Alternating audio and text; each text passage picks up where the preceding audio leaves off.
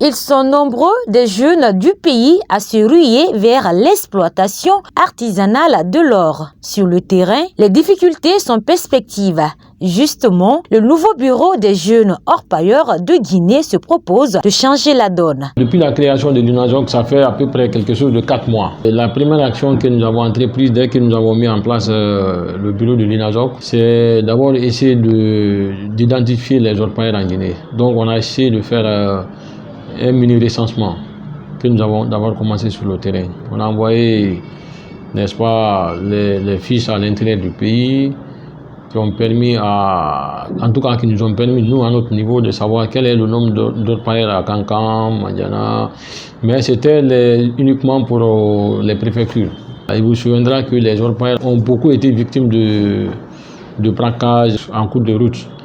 Voilà, donc nous avons fait venir un petit avion et on est en train de faire en sorte que tous les documents et afférents soient réunis afin de mettre l'engin dans la circulation. Et de l'autre côté, on a procédé à une série de formations à l'endroit des jeunes diplômés, n'est-ce pas, dans le cadre de l'entrepreneuriat et de leadership. On a aussi lancé ce qu'on appelle une campagne de redonner une bonne image à nos préfectures en Haute-Guinée. Donc, on a fait une offre de 2 ronds-points. Poursuivant, notre interlocuteur énumère quelques priorités de sa structure. On a élaboré un plan d'action qui doit être fait ici. Et ça, nous allons y arriver. Je pense que dans un premier temps, nous allons faire en sorte que les ressources, en tout cas le bénéfice, le profit des ressources minières artisanales puisse profiter au peuple de Guinée. Donc il faut une organisation respectueuse, responsable pour, n'est-ce pas, cerner toutes les difficultés et même poser des actions qui vont dans le cadre du développement durable de ce pays-là.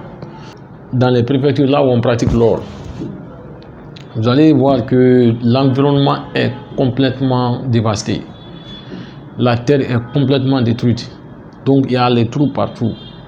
On ne peut même plus cultiver dans ces zones. Vous remarquez que ça, si ça continue comme ça, c'est de la catastrophe.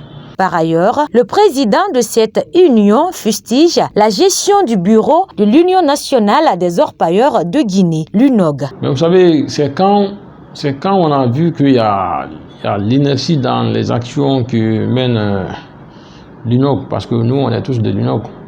Voilà. Mais c'est quand on a vu que ça ne marche pas, on s'est désolidarisé, puisque bientôt nous allons partir à une élection, et à l'issue de laquelle un président digne de nom doit être choisi.